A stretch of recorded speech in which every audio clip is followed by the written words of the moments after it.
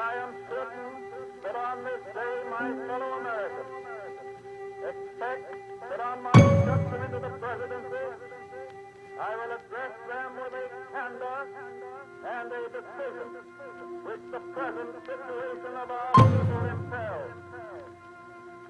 This is preeminently the time to speak the truth, the whole truth, frankly and boldly. Nor need we shrink from honestly stating conditions in our country today. This great nation will endure as it has endured, will abide and will prosper.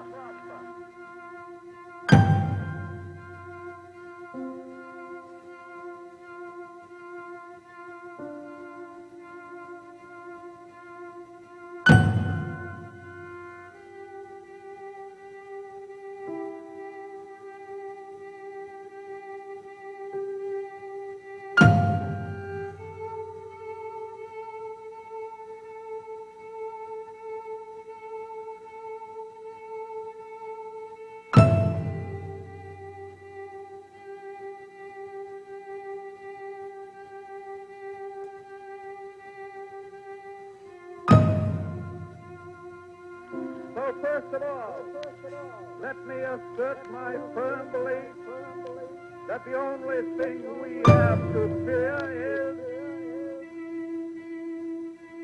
fear itself. Nameless, unreasoning, unjustified terror which paralyzes needed effort to convert retreat into advance.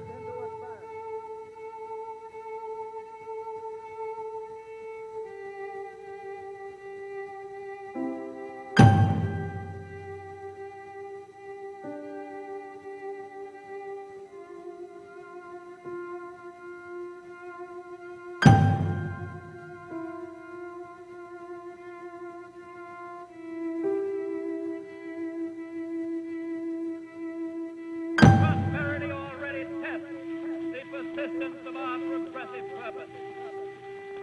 So let us ask again, have we reached the goal of our vision of that 4th day of March 1933?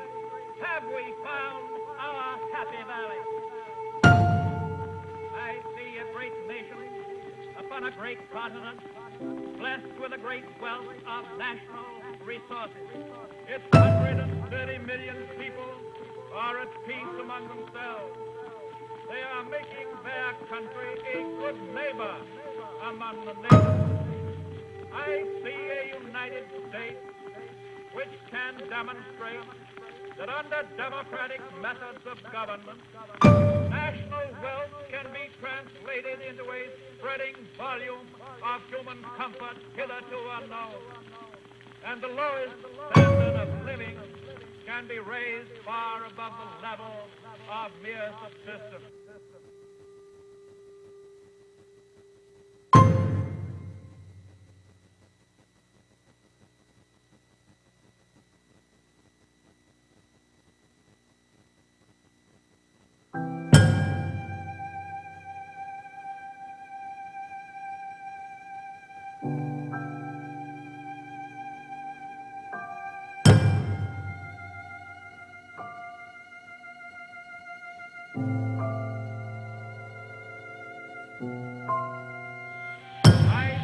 Millions of families trying to live on income so meager that the fall of family disaster hangs over them day by day.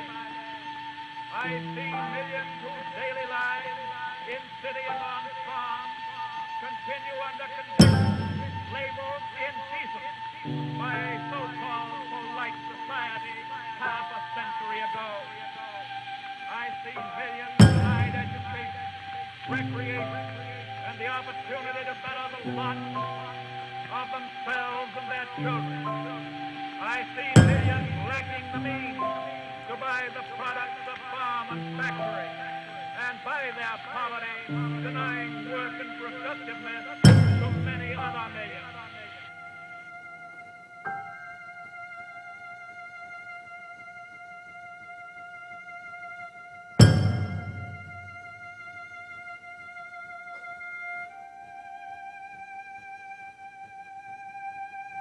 I see one-third of a nation ill-housed, ill-clad, ill-nourished. But it is not in despair that I paint that picture for you. I paint it for you in hope, because the nation, seeing and understanding the injustice of it, proposes to paint it out.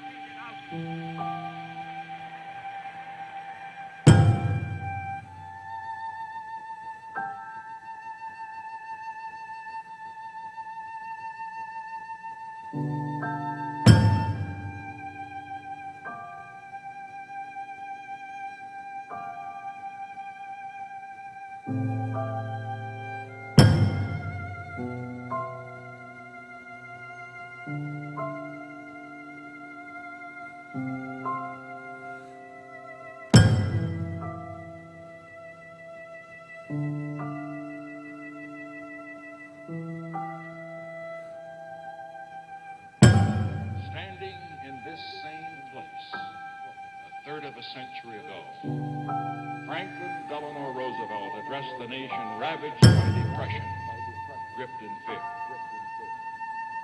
He could say, in surveying the nation's troubles, they concern, thank God, only material things. Our crisis today is in reverse. We find ourselves rich in goods, but ragged in spirit, reaching with magnificent precision for the moon, but falling into raucous discord on earth. We are caught in war, wanting peace. We're torn by division, wanting unity. We see around us empty lives, wanting fulfillment. We see tasks that need doing, waiting for hands to do them. To a crisis of the spirit, we need an answer of the spirit. And to find that answer, we need only look within ourselves. When we listen to the better angels of our nature, we find that they celebrate the simple things, the basic things such as goodness, decency, love, kindness. Greatness comes in simple trappings. The simple things are the ones most needed today if we are to surmount what divides us and cement what unites us. To lower our voices would be a simple thing. In these difficult years, America has suffered from a fever of words, from inflated rhetoric that promises more than it can deliver, from angry rhetoric that fans discontents into hatreds, from bombastic rhetoric that postures instead of persuading. We cannot learn from one another until we stop shouting at one another, until we speak quietly enough so that our words can be heard, as well as our voices.